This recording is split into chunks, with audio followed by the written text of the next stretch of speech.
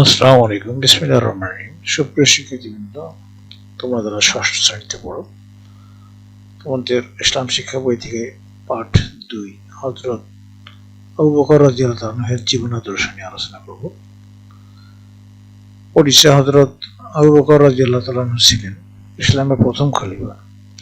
তিনি মক্কার প্রসিদ্ধ কুরাইশ বংশের তামিম গোত্রে 573 খ্রিস্টাব্দে জন্মগ্রহণ করেন। তার বাল্যর নাম ছিল আবদুল্লাহ, উপাধি সিদ্দিক ও আতিক। পিতার নাম ওসমান, ডাকনাম আবু কুহাফা এবং মাতার নাম সালমা, ডাকনাম উম্মুল খায়ের। তারা হযরত মুহাম্মদ সাল্লাল্লাহু আলাইহি ওয়াসাল্লামের হাতে ইসলাম গ্রহণ করেন। হযরত আবু বকর রাদিয়াল্লাহু আনহু ছিলেন বয়সের দিক থেকে হযরত মুহাম্মদ সাল্লাল্লাহু আলাইহি ওয়াসাল্লামের চেয়ে 3 বছরের ছোট। মহানবী সাল্লাল্লাহু আলাইহি ওয়াসাল্লাম এর প্রায় সমবয়সী হওয়ায় হযরত আবু বকর রাদিয়াল্লাহু আনহু এর সাথে তার গভীর বন্ধুত্ব ছিল। তিনি উম্মুল মুমিনিন হযরত আয়েশা রাদিয়াল্লাহু আনহা এর পিতা ও হযরত মুহাম্মদ সাল্লাল্লাহু আলাইহি ওয়াসাল্লামের শ্বশুর। ইসলাম গ্রহণ: পুরুষদের মধ্যে সর্বপ্রথম ইসলাম গ্রহণ করেন হযরত আবু বকর রাদিয়াল্লাহু আনহু। তিনি রাসূল সাল্লাল্লাহু আলাইহি ওয়াসাল্লামকে খুব বিশ্বাস করতেন। একদা তিনি ব্যবসার উদ্দেশ্যে ইয়েমেনে গমন করেন। মক্কায় ফিরে শুনলেন যে হযরত মুহাম্মদ সাল্লাল্লাহু আলাইহি ওয়াসাল্লাম নবী দাবি করেছেন এবং ইসলাম ধর্ম প্রচার করছেন। তিনি রাসূল সাল্লাল্লাহু আলাইহি ওয়াসাল্লামের দরবারে হাজির হয়ে কলেমায়ে শাহাদাত পাঠ করে ইসলাম গ্রহণ করেন। সুবহানাল্লাহ। চরিত্র ও গুণাবলী: হযরত আবু বকর রাদিয়াল্লাহু আনহু ছিলেন স্বল্পভাষী, সাহসী, ধৈর্যশীল, বিচক্ষণ, দূরদর্শী। হযরত মুহাম্মদ সাল্লাল্লাহু আলাইহি ওয়াসাল্লামের প্রতি ছিল তার অটল বিশ্বাস। হযরত রাসূল সাল্লাল্লাহু আলাইহি ওয়াসাল্লামের মুজিজার ঊর্ধ্বগমন ঘটনা অকপটে একমাত্র তিনি বিশ্বাস করেন। তাই তিনি সিদ্দিক উপাধিতে ভূষিত হন। সততা, ধর্মভীরুতা, বদান্যতার ক্ষেত্রে তিনি ছিলেন অদ্বিতীয়। দুঃখী আর্তের সেবায় তিনি নিজেকে উৎসর্গ করেন। এজন্য তিনি আরব সমাজে অত্যন্ত প্রভাবশালী ও মর্যাদাবান ব্যক্তি হিসেবে পরিচিত ছিলেন।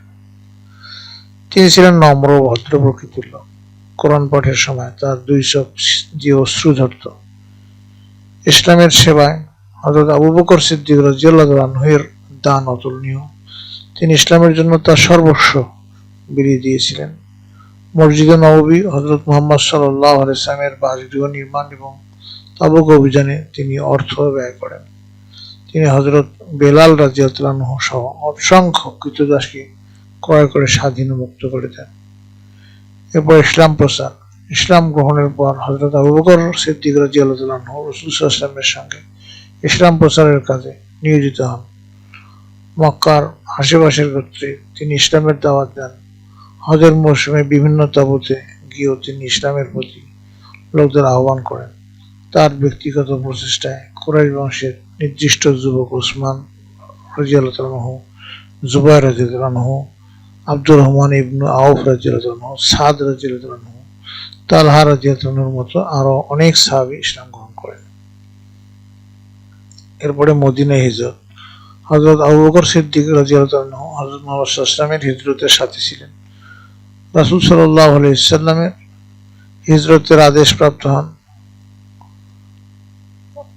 এবং হযরত আবু বকর সিদ্দিক রাদিয়াল্লাহু আনহুকে অবগত করেন। তিনি রাসূল সাল্লাল্লাহু আলাইহি ওয়াসাল্লাম থেকে হিজরতের কথা শোনার পরে রাত্রে আর ঘুমাতেন না। অপেক্ষায় থাকতেন কখন রাসূল সাল্লাল্লাহু আলাইহি ওয়াসাল্লামের সাথে তার হিজরত করার জন্য ডাক দিবেন। গভীর রাতে তিনি রাসূল সাল্লাল্লাহু আলাইহি ওয়াসাল্লামের ডাকে সাড়া দেন এবং উভয়ে হিজরতের উদ্দেশ্যে বের হন। পথিমধ্যে তারা কাফির শত্রুদের হাত থেকে রক্ষা পেতে শওর নামক পর্বতের গুহায় আশ্রয় নেন। সেখান থেকে মদিনায় হিজরত করেন।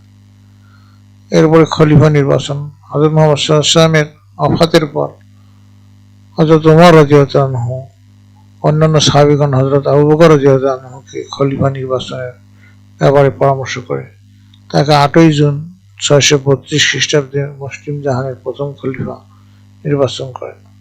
রাসূল সাল্লাল্লাহু আলাইহি ওয়াসাল্লামের ওফাতের পর মুসলমানদের মধ্যে বিভিন্ন সমস্যার সৃষ্টি হয়। এ সময় কিছু লোক নবী হওয়ার মিথ্যা দাবি করে আবার কেউ কেউ জাকাত দিতে অস্বীকৃতি জানায়, কেউ কেউ ইসলাম ত্যাগ করে। তাতে হযরত আবু বকর সিদ্দিক রাদিয়াল্লাহু তাআলা আনহু কঠোরভাবে সমস্ত বিশৃঙ্খলা দূর করেন ও শান্তি স্থাপন করেন। তার শাসনামলে 633 খ্রিস্টাব্দে ইয়ামামার যুদ্ধ শুরু হয়। এই যুদ্ধে অনেক হাফিজ ও কারি সাহাবী শহীদ হন। এরপর তিনি কোরআন সংরক্ষণ ও সংগ্রহ করার জন্য হযরত যায়েদ ইবনে সাবিত রাদিয়াল্লাহু আনহুকে নির্দেশ দেন। হযরত যায়েদ ইবনে সাবিত রাদিয়াল্লাহু আনহু আদেশপ্রাপ্ত হয়ে বিভিন্ন সাহাবী থেকে গাছের বাকলে, পশুর হাড়, চামড়ায়, মসৃণ পাথরে লিখিত কোরআনের আয়াতসমূহ সংগ্রহ করেন। এরপর হচ্ছে অফাত, অর্থাৎ তিনি কবে মারা যান। হযরত আবু বকর সিদ্দিক রাদিয়াল্লাহু আনহু 23 আগস্ট 634 খ্রিস্টাব্দে ইন্তেকাল করেন। তাকে হযরত আয়েশা রাদিয়াল্লাহু আনহা এর কামরায় হযরত মুহাম্মদ সাল্লাল্লাহু আলাইহি ওয়াসাল্লামের পাশে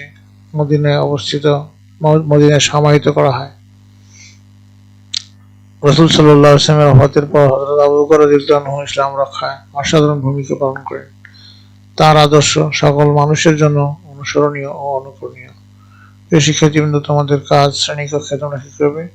হযরত আবু বকর রাদিয়াল্লাহু আনহু এর চরিত্রের 2টি গুণ লিখে একটি প্ল্যাকার্ড তৈরি করবে। এই ছিল আজকের আলোচনার বিষয়বস্তু। আগামী ক্লাসে আমরা পার্ট 3 হযরত ওমর ফারুক রাদিয়াল্লাহু তাআলা আনহু নিয়ে আমরা আলোচনা করব। তোমার সাথেই থাকো। তোমাদের সার্বিক মঙ্গল ও সুস্বাস্থ্য কামনা করে আজকে এখানে বিদায় নিচ্ছি। আল্লাহ হাফেজ।